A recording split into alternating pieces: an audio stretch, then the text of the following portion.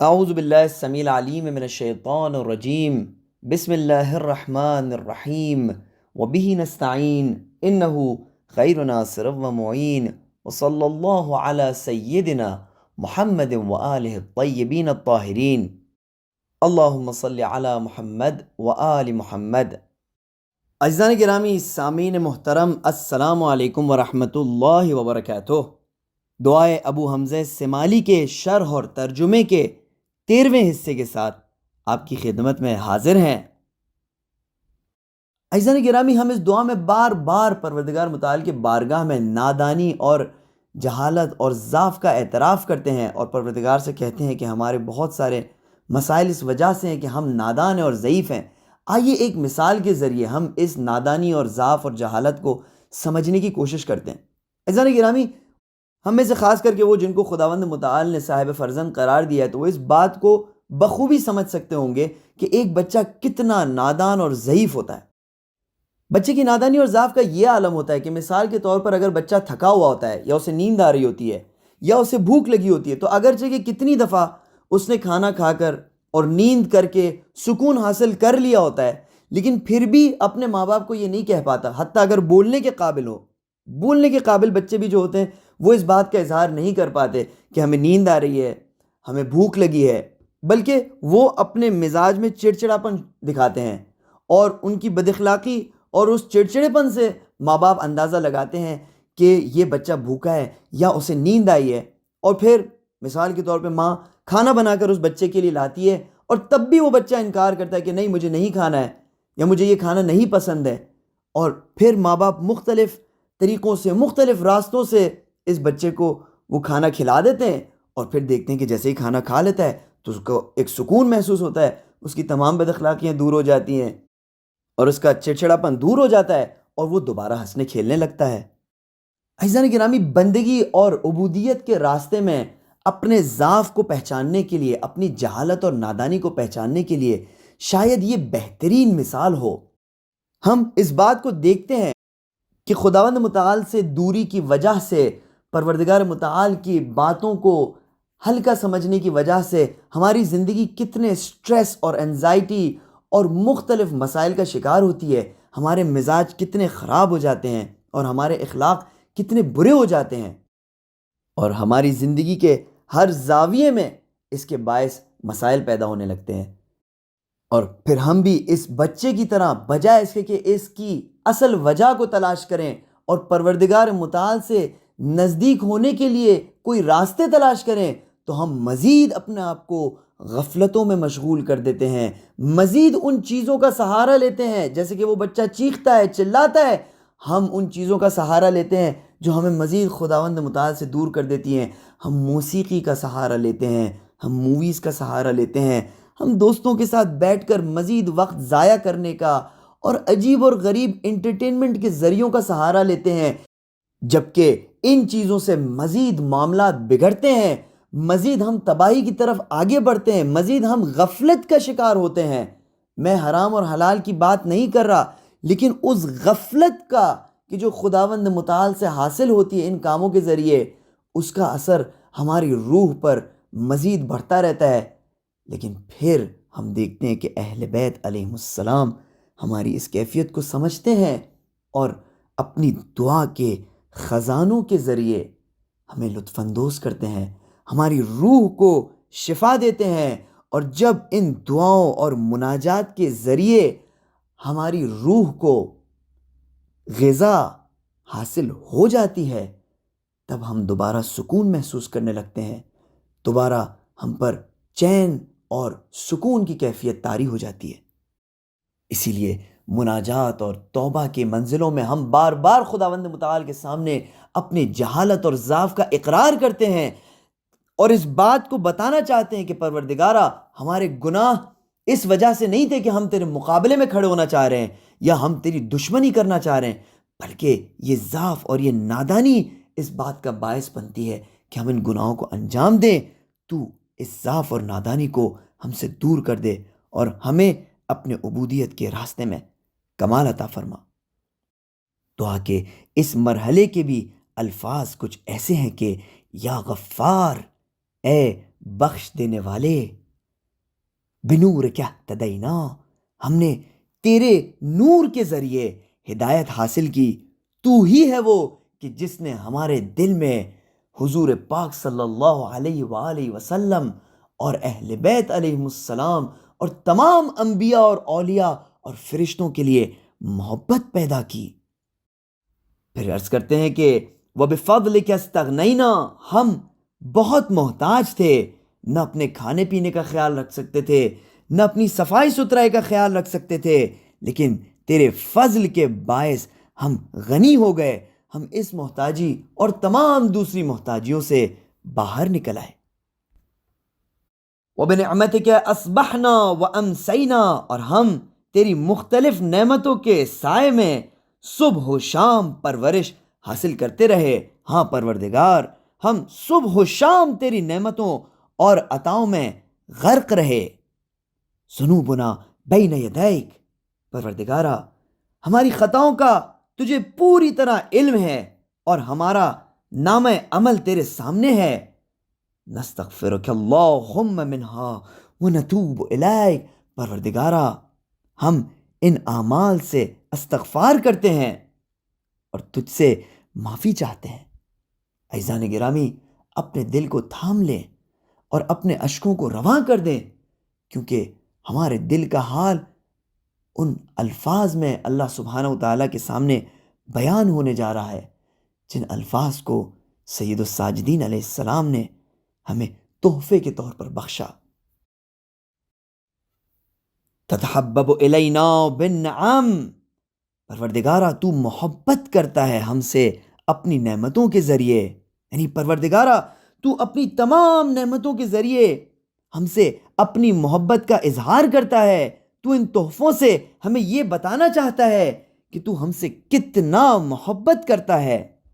ہاں عزیزان گرامی، اپنے دل میں تمام ان محبتوں کو گنیں جو کہ خداوند متعال نے آپ کو عطا فرمائی ہیں. ہماری آنکھ، ہمارے کان، ہمارے پیر، ہمارے ہاتھ، ہمارا دل، اور تمام وہ محبتیں جو اس نے ہمارے دل میں اپنے خاص بندوں کے لیے پیدا کی. ہاں پروردگارا تو تتحبب الینا، تو ہم سے محبت کرتا ہے بالنعم، نعمتوں کے ذریعے. لیکن افسوس، وَنُعَارِضُكَ بِالذُّنُوبِ، اور ہم تیری انہی دی ہوئی نعمتوں کے ذریعے، تیری انہی محبت کی نشانیوں کے ذریعے تیری نافرمانی کرتے ہیں، گناہ انجام دیتے ہیں اور تجھ سے دشمنی کا اظہار کرتے ہیں. خیرک الینا نازل، تیرا خیر، تیری اچھائیاں، تیری محبتیں مستقل ہم پر نازل ہوتی رہتی ہیں. لیکن ہائے افسوس، صد افسوس، وشرنا الیک صاعد، ہمارا شر، ہماری برائیاں، ہماری نافرمانیاں مستقل تیری سمت آتے رہتی ہیں. گویا عرض کرنا چاہتے ہیں کہ پروردگارا دو چیزیں ہیں جو مستقل طور پر جاری ہیں، ایک تیری طرف سے ہماری طرف آتی ہے اور ایک ہماری جانب سے تیری طرف آتی ہے. تیری جانب سے جو ہماری طرف آتی ہے وہ محبتیں، اچھائیاں، برکتیں، نعمتیں ہیں، اور ہماری طرف سے جو تیری طرف آتی ہیں وہ برائیاں، نافرمانیاں، گناہ اور غفلتیں. پھر عرض کرتے ہیں کہ وَلَمْ يَزَلْ وَلَا يَزَالْ مَلَكٌ كَرِيمٌ يَأْتِيكَ عَنَّا بِعَمَلٍ قَبِيحٍ. پروردگارا صورتحال کچھ ایسی ہے کہ یہ بات مستقل طور پر تکرار ہوتے رہتی ہے اور آگے بھی ایسا رہے گا کہ وہ فرشتہ کہ جسے تو نے ہمارے نام اعمال کو ضبط کرنے کے لیے رکھا ہے اور وہ بہت ہی کریم فرشتہ ہے، تو وہ ہر پل تیری بارگاہ میں ہماری کوئی نئی کوتاہی، کوئی نئی غلطی، کوئی نئے گناہ، کوئی نئے غفلت کے ساتھ حاضر ہوتا ہے اور تجھے ہمارے ان کاموں کی رپورٹ پیش کرتا ہے. اور دعا کا اگلا جملہ وہ جملہ ہے کہ کسی بھی خداوند متعال سے محبت کرنے والے کے دل کو پگھال دے اور آنکھوں سے اس کے اشک رواں کر دے. فَلَا يَمْنَعُكَ ذَلِكَ مِنْ أَن تَحُوطَنَا بِنِعَمِكَ وَتَفَضَّلَ عَلَيْنَا بِآلَائِكَ.